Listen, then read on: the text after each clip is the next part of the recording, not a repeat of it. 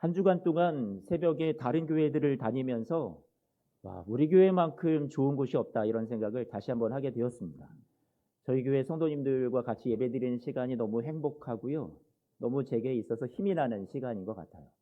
물론 다른 교회 가서 제가 너무 싫었다 이렇게 생각하지는 말아주세요. 소문나니까.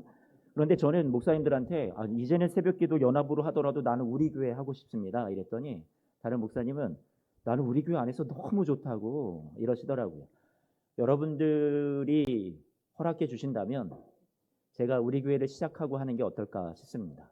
근데 혹시 이 성도님들 중에서는 난 이광서 목사보다 다른 교회 목사들이 와서 하는 게 더 좋던데 이러시는 거 아닌지 모르겠지만 착각을 해도 좋으니 제가 우리 교회에서 했으면 좋겠다는 생각을 해봅니다.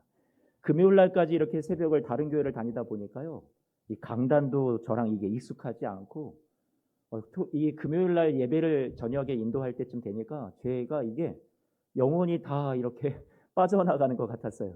막 있는 힘을 다 끌어올려서 설교를 하고 집회를 했는데 예배를 마쳤는데요. 오늘 여러분들에게 이렇게 딱 섰을 때는 오늘 막 지금 힘이 막 납니다. 오늘 부활의 주님의 생명의 역사가 여러분들에게도 임하여서 우리 다시 한번 소망이 있었으면 좋겠고요. 다시 한번 살아나시는 우리 모든 성도님들 또 가정이 되시기를 축복합니다. 우리 예수소망교회 공동체가 되었으면 좋겠어요. 오늘 예수 그리스도의 부활을 기념하는 복된 부활절을 맞이했습니다.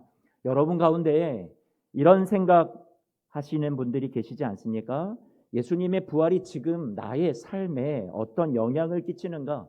지금 내 삶이 어렵고 힘든데 과연 내가 예수님의 부활을 믿는다라는 것이 나에게 어떤 유익이 되는가?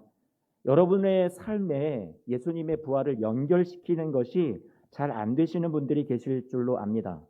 그래서 여러분들의 삶을 들여다보면 오랫동안 간절히 기도하고 있지만 여전히 응답받지 못해서 낙심하고 계시는 분들이 있을 거고요. 사랑하는 가족들이 아니면 본인 당신께서 여러 가지 삶의 질고와 몸의 약함으로 인해서 정말 아프고 힘들고 어렵고 괴로운 눈물의 시간을 보내고 계시는 분들도 있을 줄로 압니다. 또는 갑작스러운 이별로 슬픔 가운데 계신 분들, 사랑하는 분을 가족을 떠나보내신 그런 아픔 가운데 아직도 다 이것이 벗어나지 못한 슬픔 가운데 계시는 분들이 계실 줄로 압니다. 이럴 때 오늘 이 부활절에 주님께서 여러분들에게 들려주시는 음성은 무엇인지 오늘 말씀에서 우리가 같이 생각해 보았으면 좋겠습니다. 그래서 우리에게 이 주님이 주시는 음성이 이 말씀이 소망이 되었으면 좋겠고요. 힘이 되었으면 좋겠습니다. 오늘 요한복음 19장 말씀부터 봅니다. 오늘 본문보다 앞에 있는 19장 말씀인데요. 19장 말씀 38절을 앞에 좀 띄워주십시오. 예수님께 한밤에 찾아와 가르침을 구하였던 여러분, 이 유대관원 니고데모 그리고 아리마대 사람 요셉이라는 사람이 오늘 38절 이하를 보니까 예수님의 시체를 가져가기를 빌라도에게 찾아와서 구합니다. 다른 사람들이 다 두려워서 나서지 못하던 때에 이 둘은 와서 구했단 말이에요. 그리고 예수님의 시체를 모셔서 장사를 대신 지내줍니다. 그래서 39절 말씀을 보면 니고데모는 모략과 침향 섞은 것을 가지고 왔다라고 장사에 필요한 물품들을 챙겨서 왔습니다. 40절 말씀을 보니까 40절은 이렇게 말하고 있네요. 예수님의 시체를 가져다가 유대인의 장례법대로 그 향품과 함께 세마포로 어떻게 했다라고 얘기해요? 쌌다라고 얘기합니다. 제가 노란 글씨로 좀 표현해 달라고 했는데 강조가 되는 것 같습니다.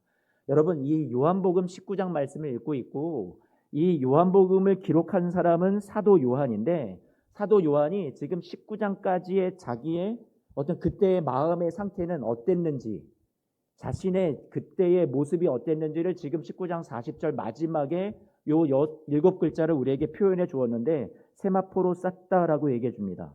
이것은 무엇이냐면 지금 요한이 예수님을 꽁꽁 쌌던 세마포는 예수님의 죽음을 이 요한에게 아주 각인시켜주는 절망의 상징이었다라는 거예요.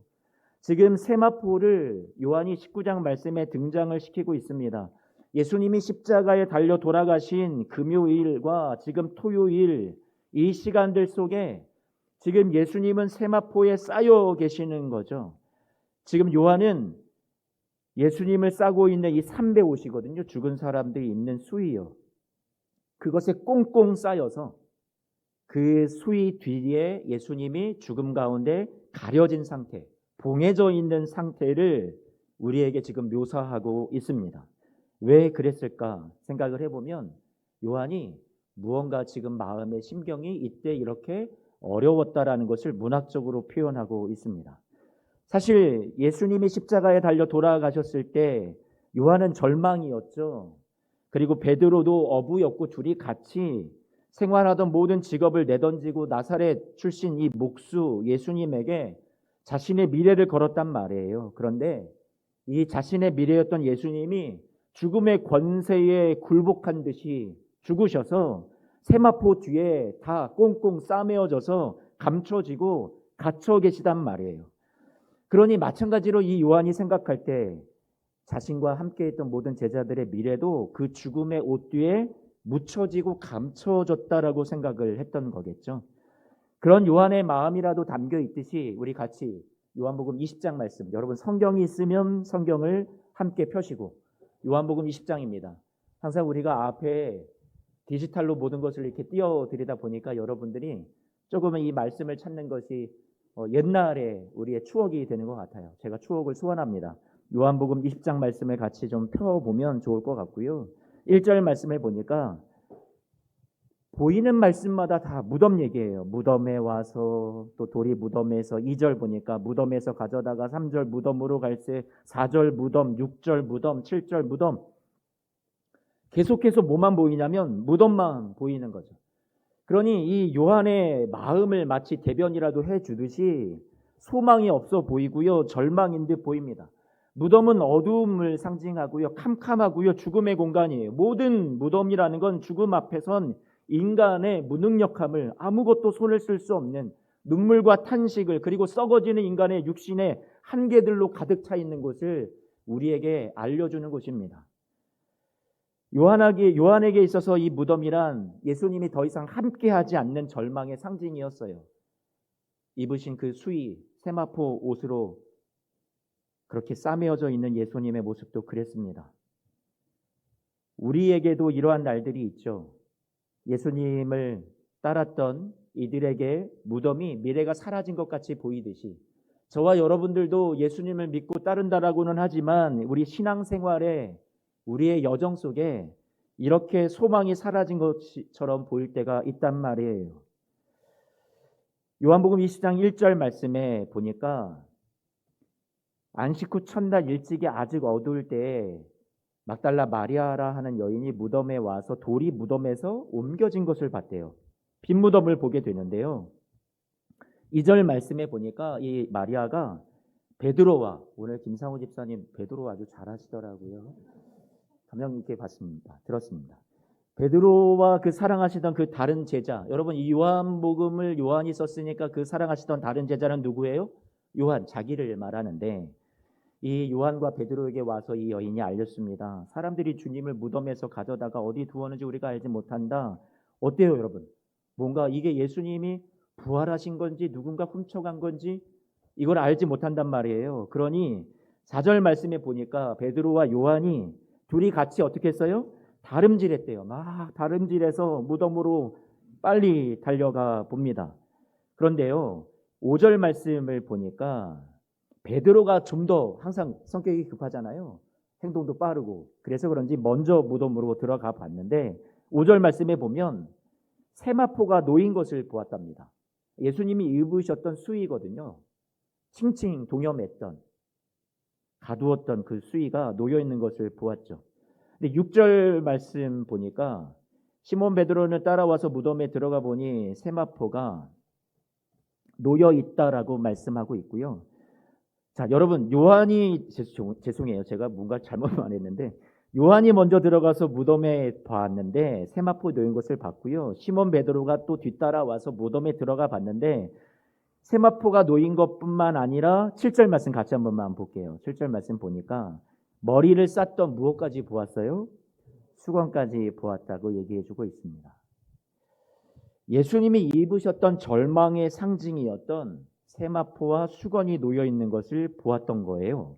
그런데 여러분 오늘 7절 말씀을 다시 한번 유심히 봤으면 좋겠는데요. 7절 말씀 한번만 볼게요. 자, 이 베드로가 와서 보니 수건은 세마포와 함께 놓이지 않고 어디에 있었다고 그래요? 딴 곳에 쌌던 대로 놓여 있더라라고 얘기해 주고 있습니다. 예수님이 입으셨던 이 절망의 상징이었던 세마포와 수건이 놓여 있기는 한데 어떻게 놓여 있냐면 세마포는 누우셨던 그 자리에 놓여 있었던 거고요. 머리를 싸고 얼굴을 가리웠던 이 수건은 세마포와 함께 놓이지 않고 딴 곳에 있었는데 오늘 이 7절 말씀에 요한이 기록한 걸 보니까 쌌던 대로 이렇게 표현되어 있습니다. 다르게 번역하면 객혀 있는 상태로 원래 상태 그대로 잘 정돈해서 잘 접혀 있다라는 얘기입니다. 한번 생각을 해봤으면 좋겠어요.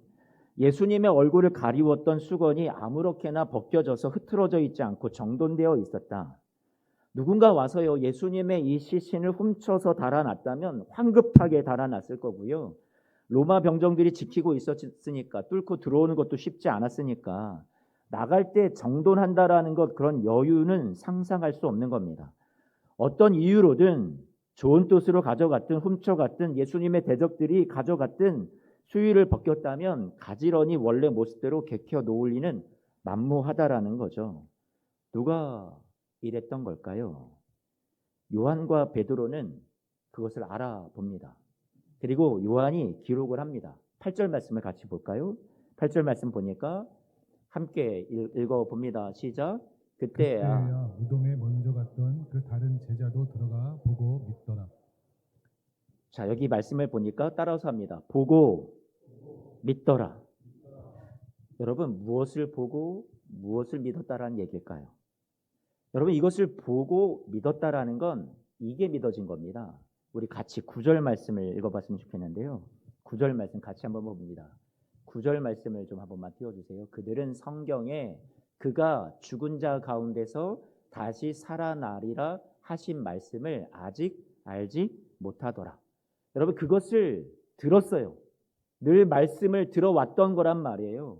예수님도 내가 사흘 만에 다시 살아나리라 늘 말씀해 주셨던 거예요. 그런데 이들은 진짜 이것이 자신들에게 일어날 일인지는 꿈에도 생각을 하지 못했다라는 거예요. 자신들에게 이러한 예수님의 부활이 눈앞에 현실로 다가올 것이라고는 예상도 못했던 거예요. 그런데 현장을 보고 이건 예수님께서 부활하신 게 맞구나. 로마 군병들이 쌌을 리도 없고 훔쳐 달아나 어떤 무리가 그것을 개켜 놓아서 정리하고 나갔을 수도 없고 이렇게 된 건 예수님이 말씀하신 대로 부활하시고 잘 자리를 정돈하시고 다시 살아나신 예수님께서 하신 것이라는 것을 보고 어떻게 하게 된 거예요? 믿게 되었다라는 걸 지금 요한이 우리에게 기록으로 남겨준 겁니다. 그래서 8절 말씀에 보고 믿었다 이 말씀 속에 보고랑 믿더라 사이에 이들 안에는 심경의 변화가 일어납니다. 자신들은 너무 어두웠어요. 예수님이 우리를 떠났고 절망이었어요. 그런데 거기에 한 줄기 소망의 빛이 막 다가오는 게 느껴집니다. 앞으로 예수님의 부활을 통해서 자신들에게 어떤 일들이 일어날지 다 알 수는 없어요. 하지만 예수님이 부활하셨다라는 것과 그 부활하신 주님을 만날 수 있을 거란 기대가 이들 안에 막 생겨나기 시작했습니다. 그래서 여러분 오늘 이때까지 빈 무덤에서 부활하신 예수님이 남기신 세마포와 수건을 보기 전까지는 이들은 알지 못했던 거였지만 이제 뒤늦게라도 이 빈 무덤에 놓여있는 세마포와 수건을 보고서는 깨달았던 거죠. 뒤늦게서야 그제야 하나님의 말씀대로 성경대로 예수님이 다시 살아난다라는 것을 이제 보고 믿게 되었다라는 거예요. 세마포와 수건을 보고는 모든 절망과 어두움, 외로움의 무덤에서 이들은 다시 소망으로 바뀌어지는 그런 시간을 맞이하게 되었다라는 거죠. 그렇다면 오늘 우리는 부활이 승리가 찾아오기 전에 이 요한이나 제자들이 어떤 모습으로 지냈는지를 주목해 보았으면 좋겠습니다. 금요일에 예수님이 십자가에 달리실 때 이들은 절망이었어요. 요한도 절망이었어요. 토요일도 마찬가지로 암흑이었단 말이에요. 예수님을 못 박아 죽인 자들이 또다시 제자들을 붙잡으러 오지 않는다라는 보장도 없었어요. 이들은 어찌해야 좋을지 몰라요. 어디로 갈지 방향을 잃었어요. 하지만 이들은 신락 같은 희망으로 장사 지낸 후에도 한달음에 달려갈 거리에는 숨어 있었던 것 같아요. 믿음이 대단했다 얘기하진 않아요. 이들이 하나님 앞에 믿음으로 척척 이겨냈다. 예수님 돌아가셨어도 하나님을 믿는 믿음으로 승리하더라. 이런 얘기는 나와 있지도 않아요. 예수님이 가르치셨던 말씀과 부활을 다 믿어서 이들이 이 시간들을 버티고 있었던 것도 아니에요. 예수님이 십자가 지고 가신 그 길 뒤에 부활과 승리가 있다라는 것조차도 이들은 먼저 깨닫고 그것을 믿음으로 받지도 못했어요. 이들은 비극과 승리 사이에서 지금 끼어 있단 말이에요. 그 사이에. 그런데 이들이 저는 잘한 게 하나가 있다면 아직 주님으로부터 멀리 가지 않았다라는 거예요. 그분 곁에 그래도 있었다라는 거예요. 안식일인 토요일이 지나서 이제 주일 아침이 되면 부활의 영광이 요한도 베드로도 그 제자들을 기다리고 있지만 요한도 기대하지 못했고 절망하고 있었고 두려움 속에 갇혀 있었어요. 아마 요한은 어머니 마리아를 모셔달라는 그 예수님의 부탁 때문에라도 마리아 곁에 그냥 버티고 있었겠죠. 간신히 숨만 쉬고 있었을 거예요. 요한복음 20장 2절 말씀을 한 번만 좀 죄송하지만 띄워주시겠어요? 20장 2절. 여기 보니까 예수께서 사랑하시던 그 다른 제자. 지금 요한이 자기 표현하는 거잖아요. 저는 요한이 어떻게 이 시간들을 버텼을까 생각을 해보면 주님께 받은 사랑이 너무 많았으니까. 지금 현실은 예수님이 안 계신 상황이고 부재고 그리고 예수님이 죽으셨고 절망이고 무덤이고 지금 자신들에게 있는 건 예수님이 돌아가셔서 입으신 꽁꽁 싸매어져 있는 세마포라는 죽음의 상징이고 수건뿐이지만 그런데 이들이 그래도 이 시간들을 하루하루 간신히 생명을 유지할 수 있었던 건 예수님이 사랑하셨던 것, 그 추억으로, 그 사랑으로 기억하면서 이 시간들을 이겨내지 않았을까. 예수님께 받았던 사랑을 기억하는 거죠. 힘겹지만 버티고 있었을 것이라 생각이 돼요. 저는 오늘 사랑하는 예수수만교회 성도님들도 어떻게 이 어려운 시간들을 버티고 계실까? 장차 우리에게 주실 영광과 승리, 예수님의 부활이 당장 저와 여러분의 삶에 우리에게 현실을 바꿔주지는 않는데 우리는 어떻게 이 시간들을 우리는 또한 버틸 수 있을까 생각을 해보면 우리도 이 시간 하루하루를 여러분들이 저는 예수님이 우리를 사랑하신다라는 그 사실 하나만으로 여러분들이 어떤 현세의 축복과 성공과 형통 때문이 아니라 그래 주님이 나를 사랑하시지 나를 사랑해 주셨지 그거 하나 여러분들이 믿는 믿음 하나로 이 시간들을 버티고 계신지 않나 생각이 듭니다. 여러분의 삶도 예수님이 우리에게 장차 이루어 주실 부활 승리와 여러분의 부활 그리고 승리와 여러분의 승리와 지금 우리가 살아가는 이 고통의 현실 사이에 끼어 계시다고 생각이 듭니다. 제자들과 똑같아요. 여러분은 어떻게 사시겠습니까? 어떻게 믿음으로 이겨내시겠습니까? 우리도 제가 성도님들에게 부탁드리는 것은 어렵지만 당장의 이 질병의 문제가 해결되지는 않지만 당장 여러분의 어떤 사업의 어려움이 해결되거나 경제적인 게 당장에 좋아지거나 여러분의 그 연약한 어떤 그리고 여러분의 커다란 문제가 해결되지 못한다 하더라도 여러분 주님이 여러분을 사랑하시는 그 사랑 이거 하나만큼은 변치 않으니 여러분 이거 꼭 붙잡고 걸어가셨으면 좋겠어요.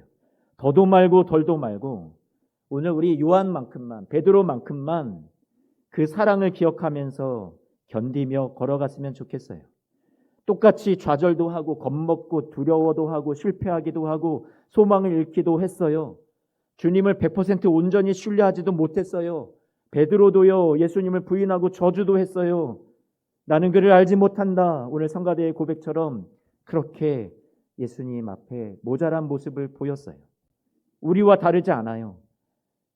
그런데 그럼에도 불구하고 이들은 그 사랑을 기억하고 그들은 이 절망 속에서 끝까지 예수님을 떠나지 않기로 했어요.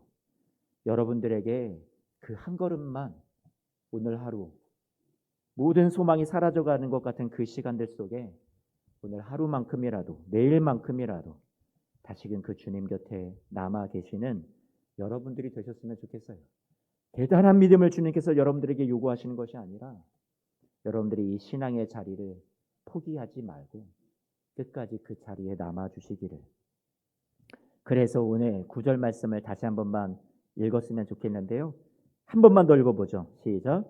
그들은 성경에 그가 죽은 자 가운데서 다시 살아나야 하리라 하신 말씀을 아직 알지 못하더라.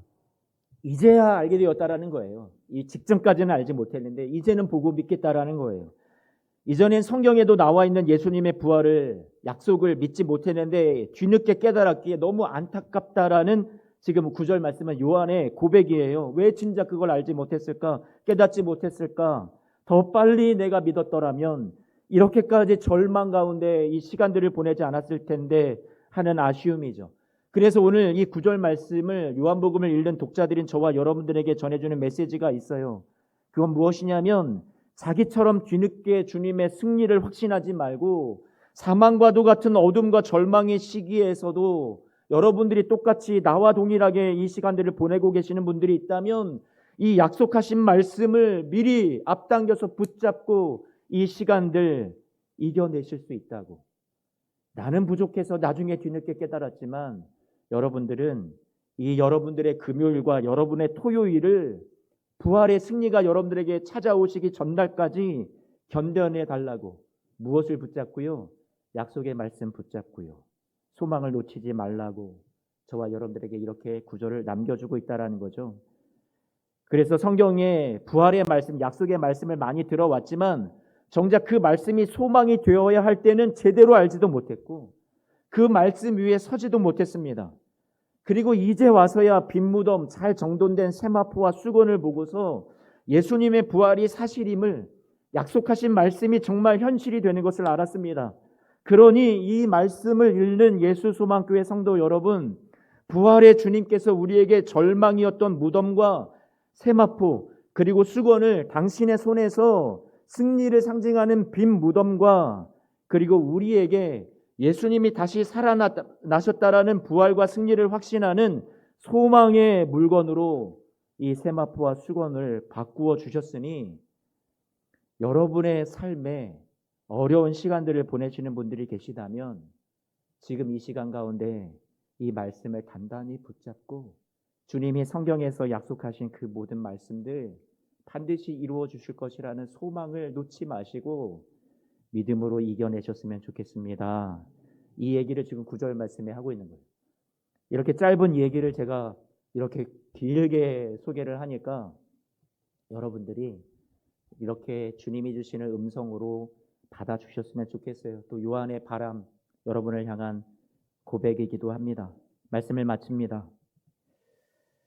요한이 우리에게 남겨주었던 이 고백과 이 말씀처럼 지금 사랑하는 성도님들은 현재 당하는 고난 가운데서 우리 부활의 주님 우리에게 주신 영광, 승리를 내다보고 있습니다.